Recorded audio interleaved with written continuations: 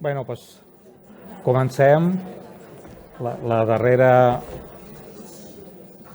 tabla, the last but not the least.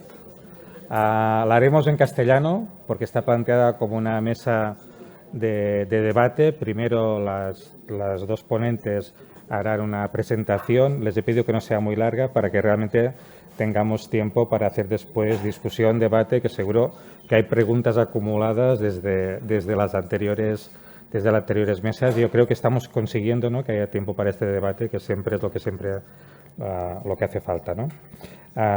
Para esta mesa, que en el programa que está en este momento no sale el título, pone diálogo. Aparte de dialogar, será sobre algo, ¿no?, que será sobre los hallazgos incidentales y secundarios y cuando hay que reportarlos. Tenemos a Carmen Ayuso, que es la jefa del Departamento de Genética del Hospital Universitario Fundación Jiménez Díaz y directora científica del Instituto de Investigación Sanitaria Fundación Jiménez Díaz. Y tenemos también a Núria Terribas, que es actualmente directora de la Fundació Víctor Grífols y de la Cátedra de Bioética de la Universidad de Vic, Central de Cataluña. Tengo que decir que ambas son personas que están trabajando en el tema de la ética, que han liderado, ¿no?, documentos, posicionamientos a nivel, ¿no?, Núria, de Cataluña, con que pudimos compartir los elementos y el contenido del consentimiento informado, que fue un reto. Y Carmen ha liderado posicionamientos y guías clínicas a nivel estatal y también ha participado en grupos de posicionamiento a nivel internacional, tanto de hallazgos incidentales como de otros temas relacionados con la ética y la genética. Por tanto, aunque seguro que da para muchas preguntas de los hallazgos incidentales, yo creo que podemos, después yo ya moderaré, ¿no?, pero podemos hacer también preguntas relacionadas con estos aspectos que quizá alguna cosa ha quedado pendiente de poder preguntar. Pues ya, sin más, Carmen, gracias. Bueno, muchísimas gracias a los organizadores, muchas gracias a la audiencia por escucharme, que no puedo hablaros en catalán, lo siento muchísimo. He seguido bastante bien todas las presentaciones, pero no tengo nivel en absoluto como para poderos dar la charla en catalán, así que agradezco especialmente la deferencia que habéis tenido conmigo y es para mí un honor estar hoy aquí con todos vosotros. Bueno, cuando me plantearon este tema pensé que a mí me había costado bastante trabajo y aún me cuesta organizar intelectualmente la reflexión sobre el asunto y por eso me voy a permitir el pediros que me acompañéis en esa reflexión y en esa estructuración del tema para facilitar luego precisamente el análisis y el debate. Entonces, lo primero que me he planteado y que os traslado es a qué llamamos hallazgos genéticos inesperados. Hallazgos inesperados en general nos los encontramos siempre en la medicina, en todas las especialidades. Podemos encontrar hallazgos que no están relacionados con la patología por la cual se ha indicado un determinado estudio. En radiología es un clásico. Pero en genética, pues empezamos a plantearnos estos asuntos desde hace ya 2 décadas y más recientemente en los últimos 10 años por razones que ahora comentaré. Sin embargo, no todos los hallazgos inesperados, no todos los hallazgos genéticos inesperados son iguales. De hecho, hace un par de años la Sociedad Europea de Genética Humana planteó una definición que permitiera separar los hallazgos llamados secundarios o cribado oportunístico de los hallazgos incidentales. Y a mí esta clasificación, que por cierto ha sido luego seguida también por el Colegio Americano, me parece muy didáctica, que ayuda un poco a estructurar. Ellos llaman, y ya digo que está comúnmente admitido también por los americanos, hallazgos secundarios o cribado oportunístico aquellos que se buscan intencionalmente. Es decir, ya que vamos a hacer un genoma, vamos a hacer un exoma, ¿por qué no miramos otras cosas que no son el motivo de estudio, pero que pueden ayudar o proporcionar un beneficio secundario al paciente? Y bueno, pues desde el año 2013 que aparece el primer listado de genes hasta el último listado, la versión 3 del Colegio Americano, tenemos actualmente 73 genes, pero hay diferentes abordajes de cribado oportunístico, hallazgos secundarios. Por cierto, os recomiendo que veáis los resultados o que entréis en contacto con la Comunidad de Navarra, donde ellos han desarrollado ya un programa específico para hacer esto, por tanto podemos aprender de su propia experiencia. Luego hay otro tipo de hallazgos que son, digamos, más inesperados, que son los hallazgos incidentales que no son buscados intencionalmente. En cuanto a los primeros, la frecuencia con la que nos los podríamos encontrar es variable dependiendo del número de genes que vayamos a intentar buscar específicamente, pero, por ejemplo, para los hallazgos farmacogenéticos es aproximadamente un 3%. Para las enfermedades monogénicas, si hablamos de los 73 genes, suele estar entre el 4 y el 5%, pero si ampliamos el número de genes a mirar, pues el número de hallazgos secundarios que nos podemos encontrar puede incrementarse hasta incluso el 17%. Ahí os pongo una revisión sistemática de la literatura donde recorren todas las frecuencias de estos hallazgos. ¿Y qué pasa con los hallazgos incidentales? Pues los hallazgos incidentales son los que encontramos pero no buscamos. Y estos, su frecuencia varía dependiendo del tipo de abordaje experimental que hayamos utilizado, un exoma completo, un exoma clínico, un genoma completo. El entorno clínico en el que nos movamos, si estamos hablando de estudios postnatales o estudios prenatales, y lo que sí que coinciden todos los autores y todos los datos de la literatura que se pueden consultar es que se pueden minimizar utilizando, digamos, estrategias previas a hacer los estudios y que los laboratorios clínicos experimentados, estos hallazgos no deben superar el 1 o 2% de los casos. Por tanto, no es algo que nos vayamos a encontrar todos los días, pero que nos lo vamos a encontrar con toda seguridad. Bueno, las dos, digamos, organizaciones científicas a los dos lados del Atlántico que han profundizado en estos asuntos, la Sociedad Europea de Genética Humana y el Colegio Americano, han emitido ciertas recomendaciones que, como veréis, son en cierto modo complementarias y que nos pueden ayudar a tratar de una manera a priori y luego cuando nos los encontramos, cómo conducirnos ante este tipo de hallazgos, en este caso los secundarios. La Sociedad Europea dice que se trata de un cribado, y insistiré en esto, los hallazgos secundarios son un cribado, no es algo que nos encontramos sorpresivamente, hemos ido a buscarlo. Y dicen que deben utilizarse dentro de un contexto clínico y siempre con el consentimiento informado de asesoramiento genético. Y yo añado seguimiento clínico y luego explicaré por qué.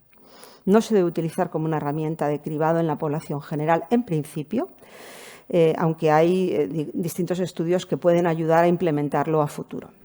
Y en niños, y esto es algo que ha salido en la mesa anterior, en menores, dicen que no se debe aplicar para aquellas enfermedades que son de inicio tardío y que no tienen una prevención o un tratamiento durante la edad pediátrica. El Colegio Americano se centra más en la parte más científica o más técnica de los hallazgos secundarios. Nos indica que solo se deben reportar las variantes tipo 4-5, posiblemente patogénicas o patogénicas. También nos indica qué tipo de genotipos se deberían reportar. En general, estadio de afecto o presintomático, pero no de portador. Esto es lo que dice el Colegio Americano. Y de nuevo habla de la población pediátrica y en este caso se refiere a las enfermedades de inicio en la edad pediátrica y dicen que éstas deben reportarse independientemente de que sean accionables o no. Porque si aparece en la edad pediátrica hay una anticipación en el posible diagnóstico del menor y hay un beneficio para la familia porque se puede evitar el nacimiento de un segundo hijo con el mismo problema, además de otra serie de cuestiones. Y yo quería traer aquí, además de la referencia que he hecho al Servicio Navarro de Salud, que ha desarrollado un programa previo sobre hallazgos secundarios, un pequeño estudio piloto que estamos haciendo dentro del CIBER de enfermedades raras para precisamente intentar analizar en un contexto muy controlado qué ocurriría si pudiéramos utilizar esta búsqueda digamos, voluntaria de algunas variantes genéticas en ciertos contextos, qué ocurriría y cómo se debería de manejar en el contexto clínico este tipo de hallazgos. Todavía no tenemos resultados, estamos en el proceso de realizar esto, pero es algo que me atrajo mucho la participación porque creo que es muy interesante y debemos bucear un poquitín más en ello. Bueno, una última diapositiva dedicada a este asunto de los hallazgos secundarios y es lo que podemos aprender de las recomendaciones del Colegio Americano. El Colegio Americano, como sabéis, en su última versión sobre los hallazgos secundarios, recomienda analizar 73 genes. tan interesante como saber qué genes recomienda estudiar es fijarse en aquellos que ha eliminado de la lista, que ha excluido y por qué los ha excluido. Y los ha excluido aquellos genes cuyo análisis es difícil por causas técnicas, lo cual podría arrojar falsos positivos y falsos negativos en el cribado oportunístico. Aquellas variantes o genes que son de baja penetrancia, porque introducirían un elemento más de incertidumbre a los pacientes. Y también por otros aspectos de incertidumbre clínica que conciernen a los genes y a las enfermedades. Fenotipos poco claros, asociados a las variantes, un riesgo que no está previamente establecido, una penetrancia que todavía no está previamente establecida. De manera que creo que este aspecto es tan importante como saber qué genes buscar, saber por qué se han excluido otros. Nos ayuda a reflexionar sobre el asunto. Bueno, pasamos ya a los hallazgos incidentales, aquellos que nos encontramos sin haberlos buscado, y que también la Sociedad Europea de Genética Humana divide en dos tipos. Unos que son los anticipados, algunos que, aunque no los vamos buscando, ya sabemos que nos pueden ocurrir. Y aquí os pongo algunos ejemplos que son de nuestro día a día. Las aneuploidías, por ejemplo, algunas aneuploidías de los cromosomas sexuales. Un síndrome triplo X, un síndrome de Klinefelter que nos podemos encontrar haciendo un exoma completo o haciendo un exoma clínico, porque vemos que hay en triple dosis genes que están en el cromosoma X.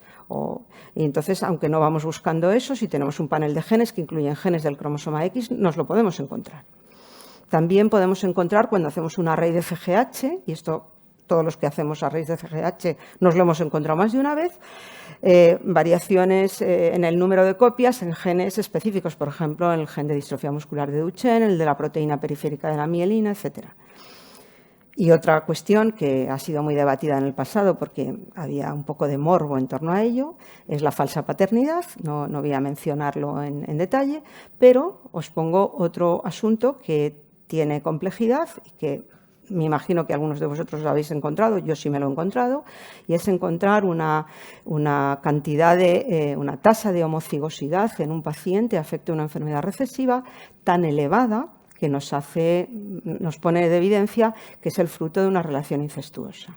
Y ahí pues hay una serie de consideraciones sobre posibles abusos, protección a los menores, etcétera, que no voy a entrar en ello, pero que nos pone también, digamos, contra las cuerdas desde el punto de vista de su manejo en la práctica clínica. En todo caso, algunas de estas cuestiones ya podemos, de una manera sencilla, para que nos entiendan las personas a las cuales les vamos a hacer el estudio, explicitarlo en consentimiento informado. No hace falta que les contemos en detalle las enfermedades, pero sí les podemos mencionar qué tipo de patologías podríamos encontrar haciendo según qué técnicas.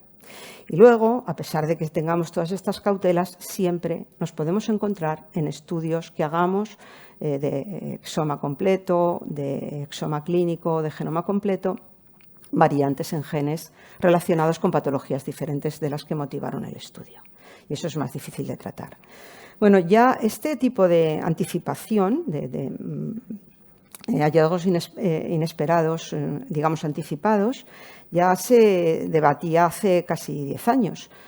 Aquí os presento un trabajo del año 2014 donde ya se hablaba que en el 0,5% de los arrays en diagnóstico prenatal nos los podemos encontrar. Y estoy segura de que si en la sala hay personas que hacéis CGH array, os habréis encontrado algún caso de lesiones en el gen de la distrofina. Nosotros hemos tenido uno la semana pasada. Entonces, esto pasa, puede pasar, pasa. Bueno, ya sabiendo que no nos queda más remedio que asumirlo porque nos lo vamos a encontrar sí o sí, entonces lo tenemos que informar. Bueno, obviamente sí, pero en ciertas circunstancias, y debemos de evitar en la medida de lo posible que ocurra y debemos anticipar en la medida de lo posible cómo tratar cuando ocurre.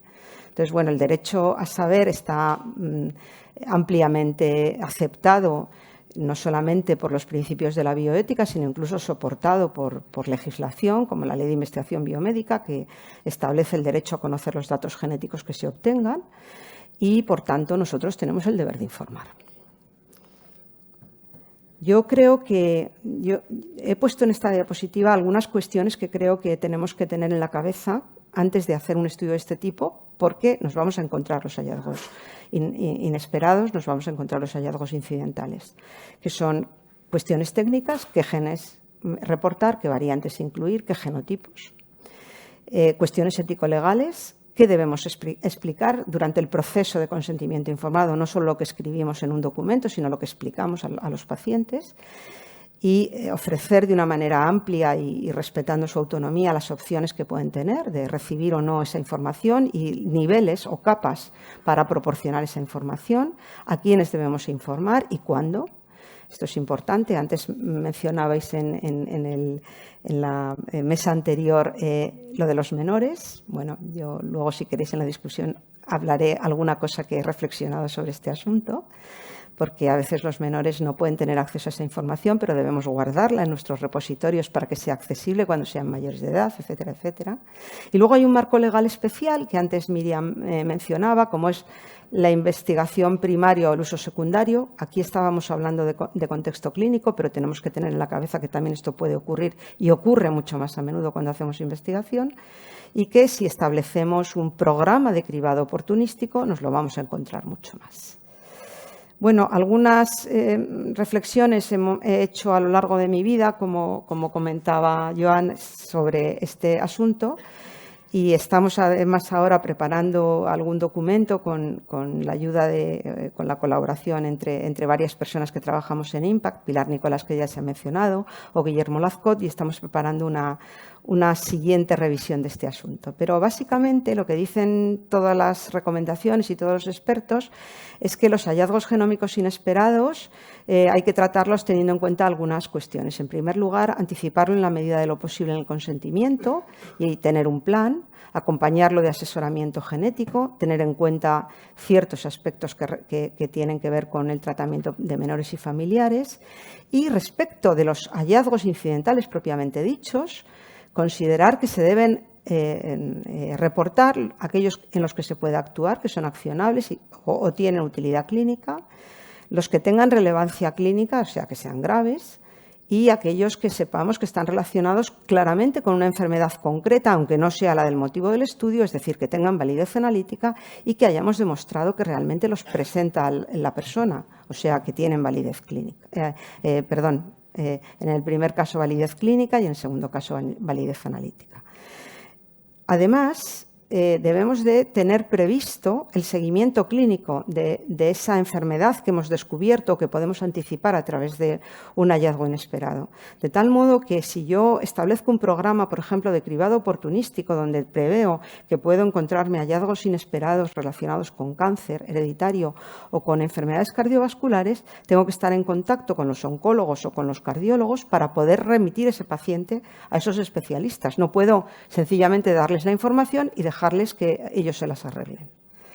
Así que, a modo de conclusión de mi reflexión y para, digamos, intentar luego favorecer el debate, creo que tenemos que asumir que los hallazgos genéticos inesperados no nos los vamos a encontrar, sí o sí.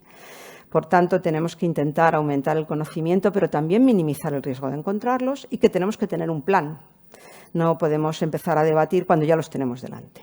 Tenemos que intentar, aunque es importante lo de tener un equipo multidisciplinar, como se ha dicho antes, pero el equipo multidisciplinar tiene que ayudar a resolver las cuestiones difíciles, las cuestiones basales que ya sabemos, las tenemos que tener previstas. Minimizar la posibilidad de encontrarlos, mejor usar paneles que técnicas abiertas, fijarnos en los genes que son accionables, en las variantes que son realmente patogénicas, en los genotipos más complejos que pueden proporcionar beneficio al paciente, hacer el procedimiento, el proceso de asesoramiento preprueba y solicitud de consentimiento, y luego tener en cuenta la voluntad de la persona a la cual le hicimos el estudio de conocer o no conocer ese resultado, y el seguimiento a todos los niveles de ese resultado que hemos encontrado. La información, yo creo que en general los pacientes nos entienden cuando le dedicamos el suficiente tiempo, y los pacientes tienen mucho interés en saber, mucho más del que nosotros pensamos. Entonces, si nosotros le hacemos asequible la información y le dedicamos el tiempo suficiente, generalmente solemos llegar a un consenso con ellos y tener la evidencia de que nos han comprendido y que podemos, ayudarles en la toma de decisiones, que no hacemos otra cosa nada más que ayudarles. Y nada más. Muchas gracias.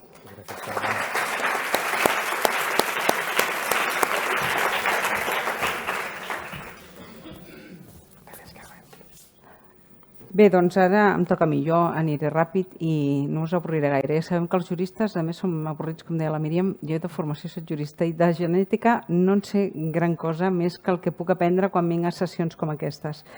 Però sí que m'ha quedat avui clara una cosa, no? Que he pogut gaudir gairebé de tot el dia. Cada vegada és més transcendent la genètica a les nostres vides i ho serà més en la salut de les persones, de la nostra descendència i, per tant, des de que naixem fins que ens morim. Per què dic això? Y me paso al castellano, que hemos acordado eso. La pregunta, ¿de quién es la información? Conozco una genetista, de la que no diré el nombre, pero que dice, no, es que los datos genéticos no son datos personales míos, porque no solo me afectan a mí. Con lo cual, partiendo de esa premisa, ya el enfoque tiene que ser otro respecto a otros datos sanitarios en los que puedo decir que sí que solo son míos, ¿no? Eso es lo que ella sostiene. Bueno, en fin, yo planteo esta cuestión y desde los principios de la bioética que antes, no me recuerdo si la Roser, ya los ha mencionado, yo los ordeno diferente, Roser, porque para mí el primero es el fundamental, no maleficencia. Dar a conocer la información puede ser iatrógeno. Muchos profesionales parten de esa base. La información es poder y entonces la información genética en poder del profesional pues le da una potestad sobre el paciente que le puede hacer decidir esto le conviene saberlo o no. Porque creemos que saberlo le puede hacer daño y entonces nosotros decidimos por él que mejor no hacerle daño y por tanto mejor que no lo sepa. Eso es un punto de vista, luego lo discutimos. Pero ¿quién debe valorarlo? Eso muchas veces el problema es que quien lo valora siempre es un lado de la mesa, que es el profesional. Convendréis conmigo que venimos de una medicina muy paternalista en la cual siempre ha habido ese desequilibrio total entre el paciente y el profesional que tiene el conocimiento y por tanto el poder, ¿no? Y por tanto esto todavía es así. Con genética yo creo que todo esto se multiplica por 20.000 porque el desconocimiento de la ciudadanía de estos temas todavía es más grande. No es lo mismo que te diagnostiquen una artrosis de cadera y que te digan que te van a poner una prótesis, que más o menos todo el mundo entiende lo que es, que te hablen de alelos, de mutaciones, de translocaciones. Pero el criterio de oportunidad y de proporcionalidad es muy importante también y son criterios éticos también muy importantes a tener en cuenta. El segundo, beneficencia. Bueno, vamos a ofrecer aquella opción más beneficente, pero la beneficencia no solo puede ponderarse desde un lado de la mesa otra vez. Tiene que hacerse contando con la idea o la percepción que tiene el afectado. La autonomía. La persona tiene derecho a saber, evidentemente, y tiene derecho a no saber. La primera vez que aparece este concepto del derecho a no saber es el Convenio Europeo de Biomedicina en el 97, que es la primera vez que se formula y que se formula pensando precisamente en la información genética, no en otro tipo de información, aunque luego lo generalizamos, ¿no? Pero ya entonces, a las puertas de la secuenciación del genoma en el 2000, etcétera, se formula por primera vez el derecho a no saber pensando en que no me machaquen a mí con mi predisposición, que a lo mejor yo no lo quiero saber, ¿no?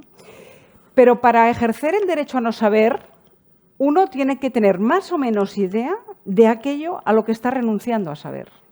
No sé si me explico. Yo puedo decir, mire, yo prefiero no saber nada, pero ¿usted sabe qué es lo que le estoy diciendo que puede llegar a saber? Porque si no se lo anticipo un mínimo, el ejercicio de ese derecho a no saber es desinformado, ¿no? Y luego el principio de justicia, obviamente, que en la aplicación en clínica, sobre todo, de todo el conocimiento de lo que habéis estado explicando, tiene que ser con criterios de equidad y sin sesgos y en igualdad de condiciones. Bien, partiendo de estos 4 principios, yo os pido que hagamos un poco la abstracción más allá de lo que es el dato genético a la información sanitaria. Y nos fijemos un poco en lo que nos dicen las normativas básicas que tenemos en Cataluña desde el año 2000 en la Ley de Informació al Pacient y Documentació Clínica y luego a nivel estatal, la Ley Básica Estatal. Fijaros que habla de la información, del derecho a la información que corresponde a la persona y que el deber del médico responsable con su equipo o los profesionales que intervengan en dar cumplimiento a ese derecho. Evidentemente es un derecho a la información de todo aquello que afecte a la salud de la persona, genéricamente hablando, pero la genética está ahí, forma parte de ese paquete de información, ¿no? La Ley de Autonomía del Paciente, que es la que tiene ámbito estatal y que la mayoría de las autonomías han replicado más o menos con formulaciones muy parejas, nos dice más o menos lo mismo. Información clínica, forma parte de las actuaciones asistenciales, le ayudará al paciente a tomar decisiones, el médico responsable debe garantizar el cumplimiento de ese derecho, etc. Pero la ley estatal tiene un cierto resquicio de cierto paternalismo médico que la ley de Cataluña no tiene, y ahora que estamos revisando la ley de Cataluña vamos a intentar poner ahí una cuña para matizar eso, ya os lo anticipo, lo estamos trabajando desde el Comité de Bioética de Cataluña, que dice: el derecho a la información sanitaria de los pacientes puede limitarse por la existencia acreditada de un estado de necesidad terapéutica. Ese es un concepto que nadie ha definido nunca. ¿Qué es un estado de necesidad terapéutica? Aquí podríamos intuir muchos escenarios, ¿no? Desde el paciente con un trastorno mental en un momento dado, cantidad de situaciones. Pero fijaros que deja al ámbito del profesional el manejo de esa información y el poder no darla, incluso a tomar acciones sobre el paciente sin informarle, aunque luego eso se pueda reconducir.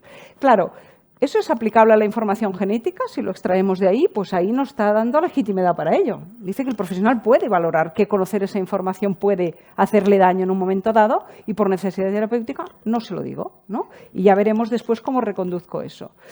Yo creo que ese resquicio de cierto paternalismo médico, que en algún caso puede estar justificado y que la excepción siempre debería poderse justificar con una anotación en la historia clínica o simplemente en el curso clínico diciendo no informo de esto porque creo o considero que, pero recogerlo como norma de excepción legal me parece arriesgado, ¿no? Luego tenemos la Ley de Investigación Biomédica que Carmen también mencionaba. Fijaros que respecto al tema de los hallazgos incidentales nos dice: advertencia de la posibilidad sobre descubrimientos inesperados y su posible trascendencia para el sujeto. ¿Vale? Advertencia de la implicación que puede tener para los familiares y compromiso de suministrar consejo genético. Claro, aquí que ya aterrizamos al ámbito de los hallazgos incidentales, yo os he destacado en amarillo esto porque hay que informar o advertir no solo de que pueden aparecer hallazgos incidentales, sino cuáles son, de qué magnitud, con qué trascendencia, con qué posibilidad de accionabilidad, como decíais, ¿no? Eso es la posible trascendencia para el sujeto. No solo decir, oiga, de esta analítica le vamos a hacer, pueden salir cosas que no sabemos. ¿Usted quiere saber o no saber? Y el otro te dirá, pues depende. Yo diría, depende de lo que pueda salir. Explíqueme un poco más. ¿Qué puede aparecer ahí? ¿Una falsa paternidad? Pues lo quiero saber, por poner un ejemplo. Es decir, no podemos dejarlo solo en la formulación de pueden salir cosas que no buscamos y que ya veremos lo que será, quiere usted saberlo, sino que hay que, como decía Carmen, hacer un plan informativo previo. Planificar de qué vamos a advertir de que podamos tener información y que la persona puede decidir si la quiere o no la quiere, ¿no? Una mención. Tenim una carta de drets i deures a Catalunya, ya la hicimos en el año 83, pero la pusimos al día en el 2015, que tiene un capítulo de información genética, que la Ley de Derechos del Paciente no la regula, pero la carta sí. Y fijaros qué dice. Tela, lo que dice la Carta de Drets. La persona té dret a la realització de pruebas genómicas cuando estén indicadas para identificar individuos portadores de genes, tal. Vale, este primer apartado. El segundo dice, la persona tiene derecho a estar informada previamente a ser sometida a prueba genética, ya sea con finalidades asistenciales o de investigación, que puede haber hallazgos inesperados, que pueden tener consecuencias para sí y para sus familiares biológicos y que se respeten sus derechos relativos a la información o a la no información. En el supuesto de que la persona haya ejercido el derecho a no ser informado de los resultados, solamente se les suministrará lo necesario para el seguimiento sanitario y que hubiese aceptado. Y fijaros el tercer párrafo, que para mí es el más importante. Si la persona quiere conocer la información, pero no la quiere compartir, que ese es un escenario que lo discutíamos antes en la comida, hay que hacer todo lo posible para hacerle ver la necesidad de compartir esa información con sus familiares y si no, no se lo queda a él. Trasladamos eso como un conflicto ético al Comité de Ética Asistencial. ¿Por qué? Lo que os decía de la opinión de la genetista que me decía, es que los datos genéticos no son solo del paciente. Cuando pueden trascender a sus familiares, no son solo de él, no los puede secuestrar en nombre de la Ley de Protección de Datos, ¿no? Entonces, alguien tiene que dirimir ese conflicto. Ahí hay un conflicto entre ética y ley. Porque éticamente vamos a permitir que esos datos queden ahí secuestrados sin compartirlos, que cuando pueden tener una trascendencia a terceros, pues nuestra Carta de Derechos y Deberes, que no es ley, pero es una declaración de intenciones, ya dice que esto hay que abordarlo, ¿no? Por tanto, la ley deja claro el derecho a ser informado y el derecho a no serlo, pero no dice qué detalle de información, cómo, en qué medida, qué concreción, quién la debe dar, ¿no? ¿Quién determina eso? ¿El profesional o el equipo o el propio individuo tiene que poderlo decidir? La ética deja claro que es un deber del profesional informar y respetar esa autonomía del paciente. Pero para ejercer esa autonomía, como os decía antes, yo tengo que tener una mínima información previa de lo que me pueden llegar a poner sobre la mesa para decir si lo quiero saber o no. Por tanto, los hallazgos incidentales genéticos, para mí la trascendencia puede ser muy variable, ¿no? Muy variable. Si a mí no me dan una mínima pista de cuántas cosas pueden salir y con qué trascendencia, yo difícilmente puedo decidir si lo quiero saber o no. A priori diré, oye, sí, yo de momento lo quiero saber todo. Un altísimo porcentaje en trabajos que están reportados de cuando se pregunta eso a la gente dice, no, hombre, yo sí, lo quiero saber. Bueno, pero cuando les dicen en detalle hasta dónde, bueno, entonces cambia, la respuesta cambia, ¿no? Por tanto, y aquí remito a un libro que Carmen es autora de ella junto con otros, donde establecían criterios en el contexto de investigación respecto a la información de hallazgos, ¿no? Pero fíjate que aquí recogíais un cuadro, Carmen, que a mí me llamó la atención, porque dice, bueno, tipo de hallazgo, científicamente validado con tal, obligación moral de comunicarlo. Vale. Científicamente validado con un posible beneficio neto. Decisión a discreción del investigador. Si lo trasladamos en clínica, decisión a criterio del clínico, de si lo digo o no lo digo. Significado incierto y beneficio neto improbable, no revelación.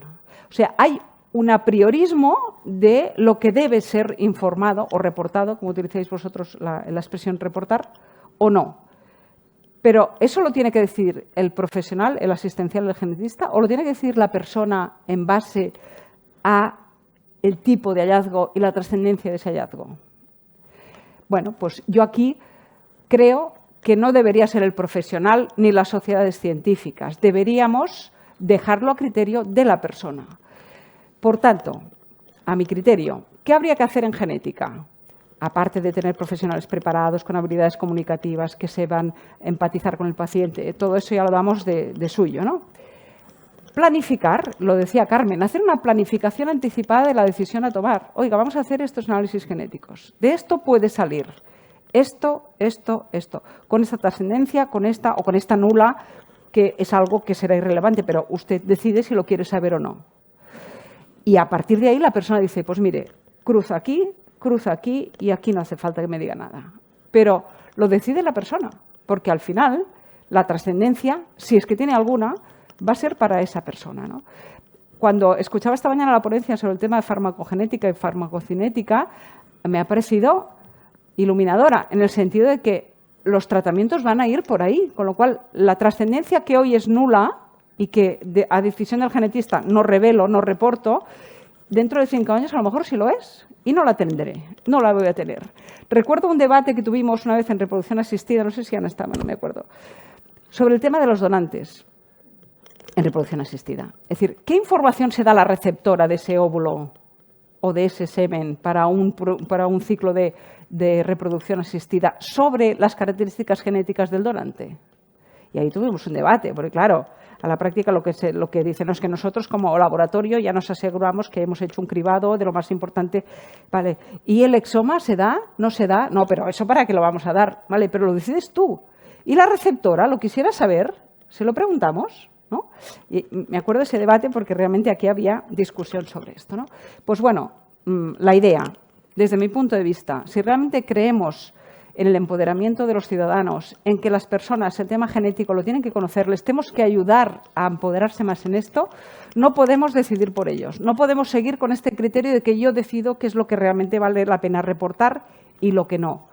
Porque el criterio de que le voy a angustiar o voy a generar un dispendio de recursos o me va a machacar porque se va a obsesionar con esto y me va a venir aquí, bueno, pues oye, habrá que manejarlo.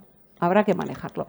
Pero, como decía Carmen hace un momento, igual que si este señor manda a hacer un test genético a Estados Unidos y me viene con unos resultados y me dice, oiga, me ha salido todo esto, ¿qué hago con esto? Ayúdame a interpretarlo, ¿no?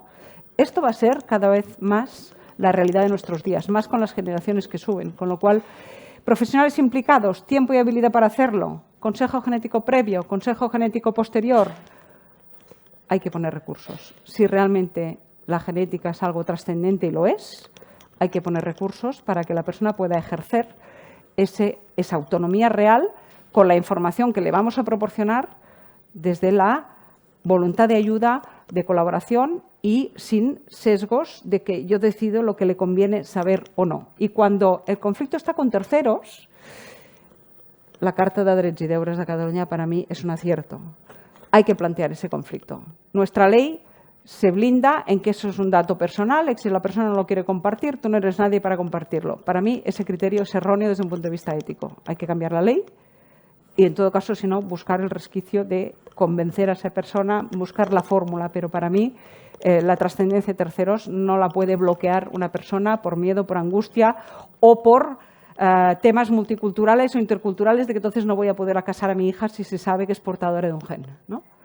Es la vida de otro y, por tanto, yo no puedo interferir en ello. En fin, eso es lo que yo os quería comentar y lo dejo aquí con las preguntas porque qué razones, y discutámoslo, hay detrás para predeterminar qué le explico al paciente o qué no antes de que tome la decisión de qué quiere saber o qué no quiere saber. Gracias.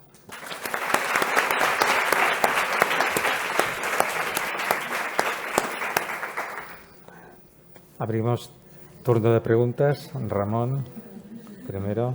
Ha levantado el brazo primero, Ignacio. Tú has tardado una décima de segundo más, sí.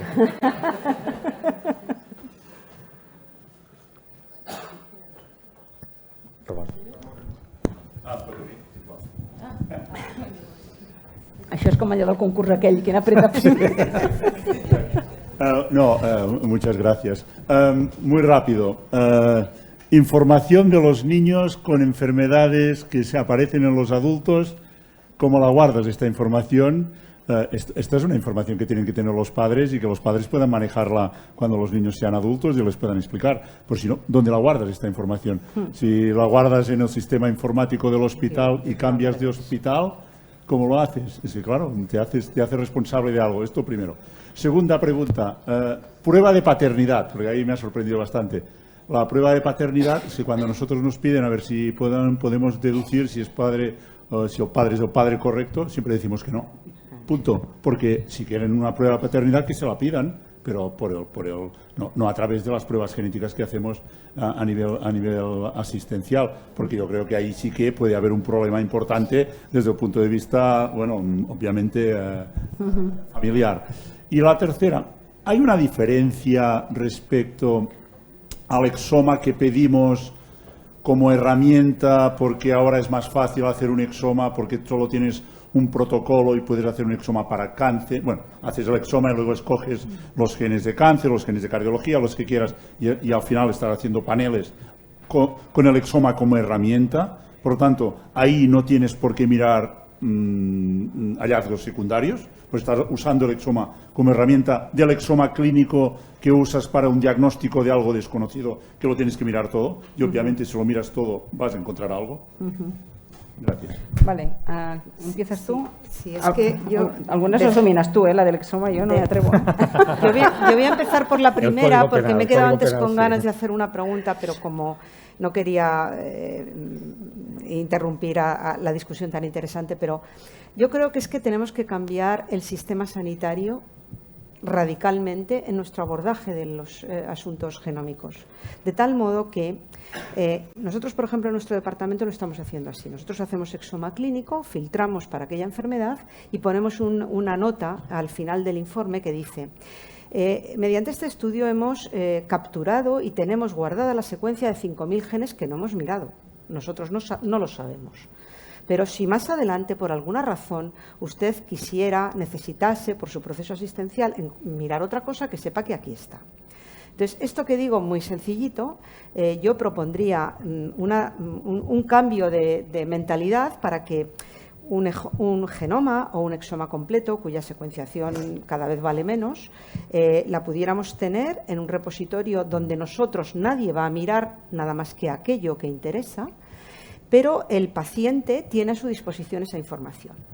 El paciente, mejor dicho, el proceso asistencial, véase el conjunto del paciente, sus clínicos, etc. Y esto, aplicado a los menores, es fundamental, porque claro, ¿Qué garantía tenemos de que lo que yo le estoy revelando a su padre, ese niño, el matrimonio se divorcie, el niño no sepa nunca que eso está en el sistema sanitario, no llega a saberlo cuando sea adulto? Tenemos que cambiar el sistema para garantizar que si hay una información relevante relacionada con un menor, sea accesible para el menor más adelante, porque tengamos un sistema de acceso a los datos más universal y más compartido, y el paciente pueda en un futuro, cuando sea adulto, saber que tiene en París, en Milán, en Barcelona, tiene un estudio del tipo que sea, en este caso genómico, que a lo mejor hay una información relevante que puede ser de interés a lo largo de su vida. A lo mejor hay una información que no era relevante ni siquiera cuando él era niño, porque no sabíamos, y ahí están los datos, y se pueden volver a reanalizar. O sea, yo creo que la visión que tenemos que tener sobre la medicina genómica hoy en día tiene que ser disruptiva, revolucionaria, y permitir que podamos manejar la información en cada momento según el estado del arte y según las necesidades del paciente y del proceso asistencial, pero que sea algo continuo, que en un futuro se pueda revisar. Esto es una cosa que, escuchando a distintas personas, me ha suscitado que teníamos que plantear, tenemos la obligación de plantearlo. Claro, lo que usted está planteando son que tenemos el exoma hecho, pero sin resultados. Yo lo estoy planteando sabiendo que hay resultados que pueden tener implicaciones de adulto, o sea, no sé. Sí. Yo respecto a esto, yo tengo la idea clara de lo que debería hacerse. El problema es un poco la dificultad de intercomunicación de la información que mencionaba Carmen. Pero para mí, la institución que tiene esa información debería tener una alerta que cuando ese menor tiene 16 años se le contacte y se le informe de esto. Para mí es clarísimo. La iniciativa debe ser del sistema, que es el que está salvaguardando esa información, ¿no? Entonces, claro, eso genera, evidentemente, más trabajo, tener unos sistemas informáticos adecuados, pero tú garantizas, y no lo dejas al albur de que los padres se lo digan, no se lo digan, tal, porque hoy día hay ciertas informaciones que ese menor nunca sabrá si la familia no se lo reporta. Entonces, en algún sitio tenemos que tener esa información, y la genética para mí es fundamental, y eso lo hemos discutido también cuando hablamos del derecho a conocer los orígenes en reproducción cuando naces a partir de gametos de donante. No consta en ningún sitio de tu historial médico que has nacido de reproducción asistida, que además era con donante de gameto, y como no te lo digan tus padres no tienes forma de enterarte. Entonces, para mí eso es ocultar una información que puede ser muy relevante, porque una persona que ha nacido de reproducción, a lo mejor de donante de los dos lados, se cree que la información de sus antecedentes de salud son los de su padre y madre social, y resulta que no, pero nadie se lo ha dicho. Y eso puede generar tomas de decisiones erróneas y equivocadas, ¿no? Entonces, ese es un ejemplo, y lo que tú planteas es otro. Yo creo que debería haber un repositorio de información de ese menor que no quede al albur de que sus padres se la trasladen en un momento dado, sino que el propio sistema, de algún modo, cuando llegan a la edad de la madurez, que entendemos que son esos 16, se le reporte de forma automatizada y sin estar a expensas de. Lo que pasa es que eso tenemos que tener unos sistemas informativos adecuados para hacerlo, porque en este momento, bueno, está claro que no es así, ¿no? Entonces, la movilidad de la gente y los cambios que puede haber en la vida de un niño desde que nace hasta que tiene 16, pues imagínate, ¿no? Ves a buscarlo. Pero para mí esa sería la solución de lo que tú planteas, ¿no? Hay que tener un EMG en la LMS, que és la meva salut, tenir un EMG que digui el meu genoma, no? I que tu puguis saber quan hi pots accedir, de quina manera. Sí, pero el problema de la meva salut es que hasta que tienen 16 años no les dejan tener un acceso directo, y entonces son los padres quienes manejan el contenido de esa meva salud. El día que tenga 16 años podrá acceder y lo podrá ver también su médico de cabecera, ¿no? Una apartadita, una carpetita que diga EMG, ¿no? Sí, sí. Doctor Blanco. Pero si te vas a vivir a Londres, el EMG ya no te sirve. Y esta generación actual que se va a vivir por todas partes, ¿no? Sí, doctor Blanco. ¿Tú también? Hoy, en primer lugar, felicitaros a las dos, porque habéis generado, por lo menos yo me encantaría poderos hacer muchas preguntas, pero tenía una y además me ha ido a pelo el comentario que has hecho, Carmen. Hace unos días, bueno, hace unas semanas, discutimos un caso en el Comité de Ética de la GH que yo pensaba que nos pasaría poco, pero me pasó la semana pasada, otra vez. Tenemos unos padres que nos le hemos hecho el exoma a su hijo por una patología, no hemos identificado ninguna variante que sea patogénica, pero ahora la familia lo que nos pide no es el informe, nos pide los datos crudos para poderlos reevaluar ellos. Por su cuenta. No. ¿De quién son los datos? ¿Se los tenemos que dar? ¿No? ¿Sí? ¿Qué pensáis? Los datos son del menor.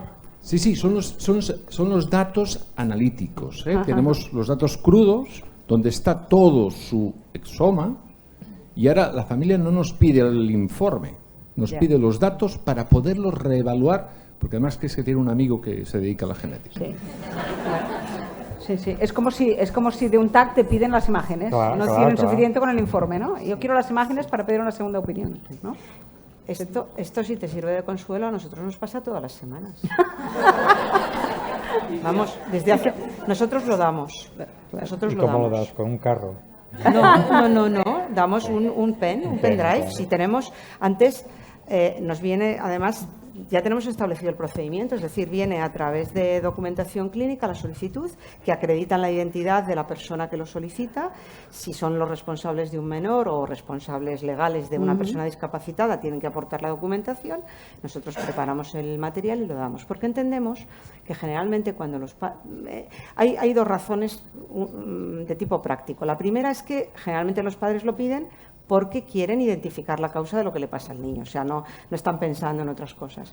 Pero además es que pensamos que ellos pueden recurrir a sistemas externos para hacer exomas y genomas, igualmente, lo que decíamos en Estados Unidos, en Corea del Sur, por decir un sitio donde se hacen exomas y genomas muy baratitos, y al final obtener esa misma información. Es decir, que lo que nosotros intentamos es canalizar todo eso y ofrecer la posibilidad, además, de que si se encontrase esto, si se encontrase la causa o encontrasen alguna otra cuestión, poderles ayudar también en intentar interpretar la información, ofrecerles asesoramiento genético si lo precisan, etcétera, etcétera. Es decir, podríamos mirar para otro lado, pero preferimos no hacerlo porque creemos que desde el punto de vista asistencial hay un beneficio para el menor, que es encontrar la variante que nosotros no hemos podido encontrar, que a lo mejor otro la encuentra, y en segundo lugar porque realmente tendrían otras opciones alternativas que seguramente son peores que esta. Esta es cómo resolvemos nosotros esto, y no me expongo públicamente a que me digáis cómo se podría resolver mejor. Yo es que creo que, aparte del argumento del beneficio para el menor, que es el fundamental al final, pero es que si hacemos la extrapolación a las imágenes del TAC, es que es lo mismo. Es que al final, en ese caso, los padres están ejerciendo la patria potestad en representación de sus hijos, pero si fuese un adulto, tú no le negarías esa información seguramente, ¿no? Entonces, los padres están ejerciendo ese derecho respecto al menor de solicitar sus datos. Yo creo que no se los podemos negar. Jurídicamente hablando, ¿eh? Estoy totalmente de acuerdo con vosotros, yo tampoco creo. El único matiz que nosotros tuvimos que incorporar es que, y también es cierto, que era un cierto grado de paternalismo por nuestra parte, era el no conocimiento de quién iba a interpretar esos datos. Y lo que sí que decidimos es hacer un nuevo asesoramiento a la familia para que supieran los riesgos que pueden haber en una mala interpretación, ¿vale? Y simplemente un comentario con relación al TAC que habíamos dicho. Si es una resonancia magnética, no nos piden los datos brutos, nos piden la imagen, que es la interpretación. Entonces, creo que es algo que tenemos que ir dándole vueltas. Gracias. ¿Qué haces con los datos incidentales? Que tú no has reportado. Y que está... ay, perdón. O sea, los datos incidentales, los que tú no has informado porque consideras que son incidentales, no tienes que informar y los entregan a alguien. No, claro, es que esto es un problema también. Y te dirá, ¿y esto por qué no me lo dijo? Claro, es que ahí está, es que siempre... Por eso hay que decirlo. Mientras no pasa nada, nunca pasa nada, pero el día que pasa siempre es... Pero aquí sí que es muy importante... Exacto. No, ya, no, que son, bueno, no, Ramón.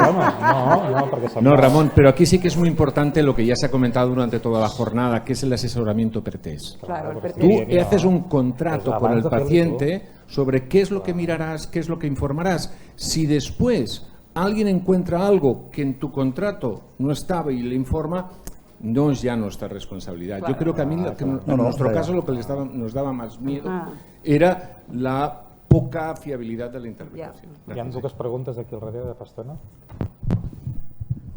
Primero ya está. Sí, la pregunta era, cuando hacemos estos paneles virtuales, ¿no? Tú haces un genoma o un exoma porque ahora te sale mejor y porque si no encuentras nada en genes candidatos, pues más adelante querrás analizar esto, ¿no? Pero esto requiere un montón de recursos para guardar toda esa información, ¿no? ¿Quién es responsable de guardar eso si a lo mejor de aquí a 10 años será baratísimo volverse a hacer los datos y no tienes por qué estar guardando eso, que el storage de los datos es carísimo? Entonces, no sé si sería, no sé si sería muy útil a nivel de recursos guardar toda esta información, si no va a valer de aquí hasta de aquí 20 años o 10 años o lo que falten para que sea un adulto.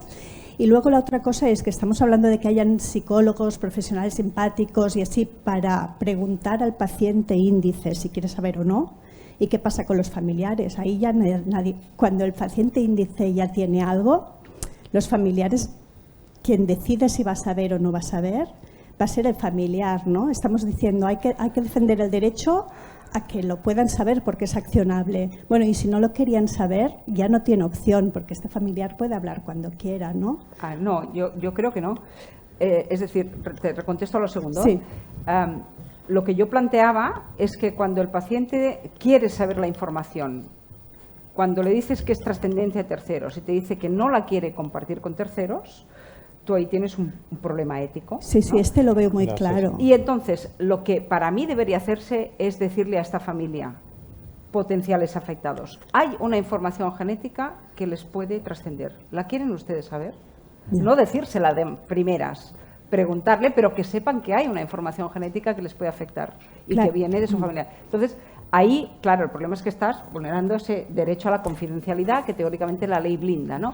Pero no decírsela sin más, sino preguntarle si la quieren saber. Pero el paciente índice sí la puede decir sin más, es lo que digo. Eso es muy fácil que corra sin haberles preguntado. Pero en el pretest que decíamos, para mí es importante dejar claro al paciente que si va a compartir esa información, tiene que preguntar primero si la quieren saber o no, igual que lo estamos haciendo con él. Oiga, nosotros le estamos preguntando a usted si la quiere saber.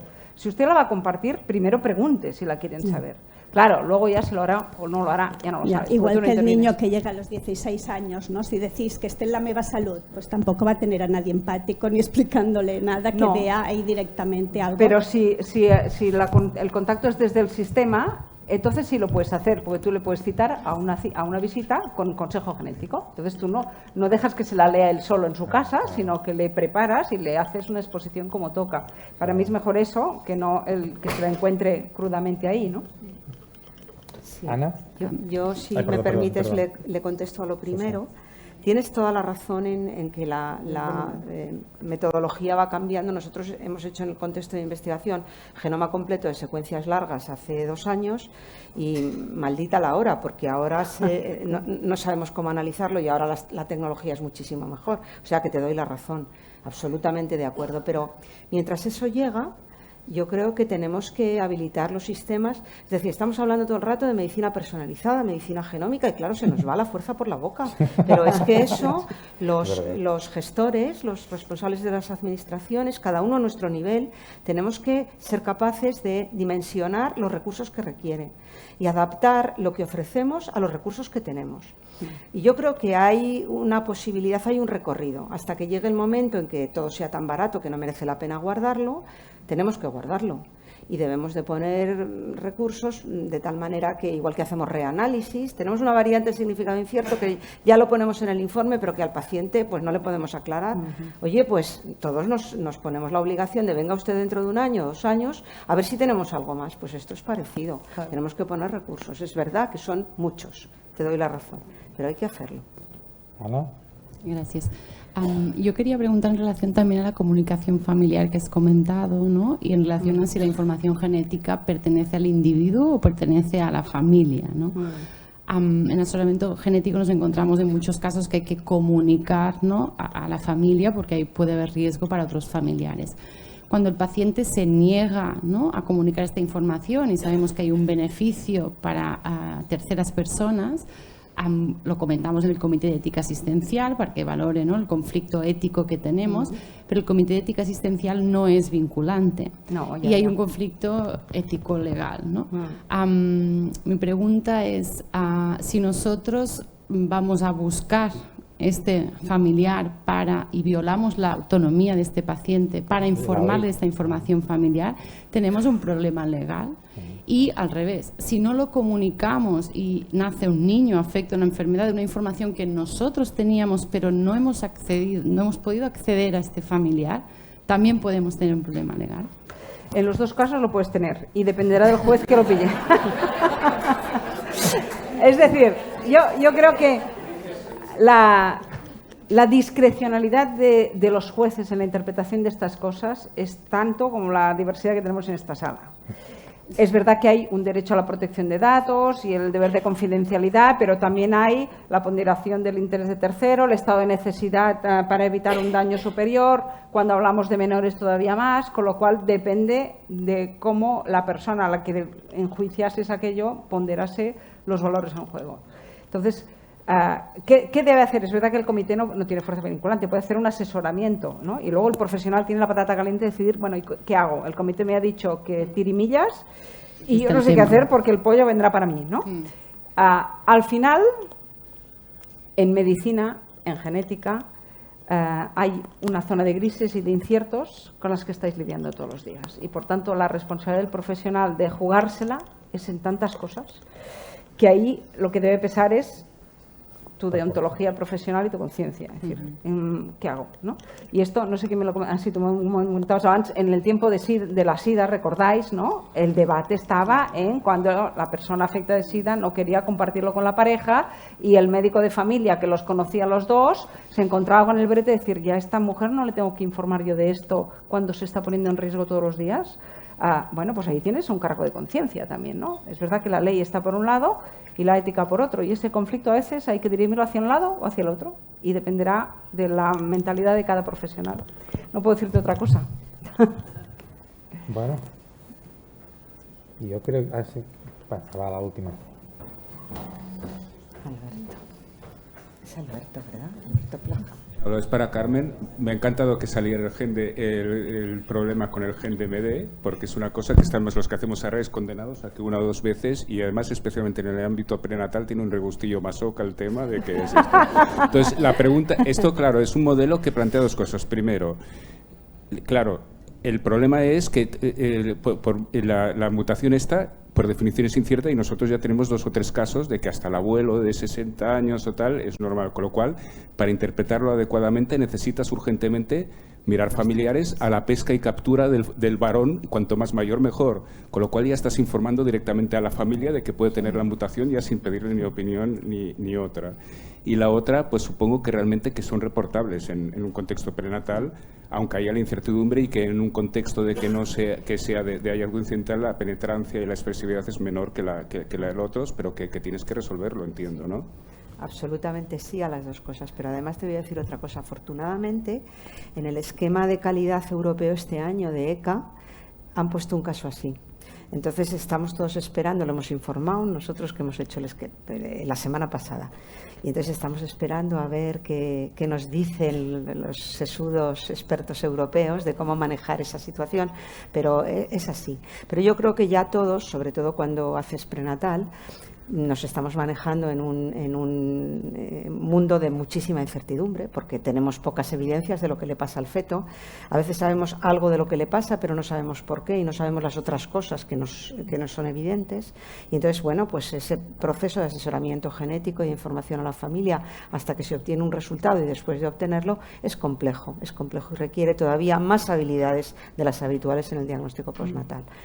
Pues yo creo que tanto los que nos lo hemos encontrado, pues tenemos eso en la cabeza, y muchas veces cuando vamos a hacer una RAI decimos, oiga, que no solamente le vamos a detectar una aneuploidía, es que además podemos encontrarnos otras cosas.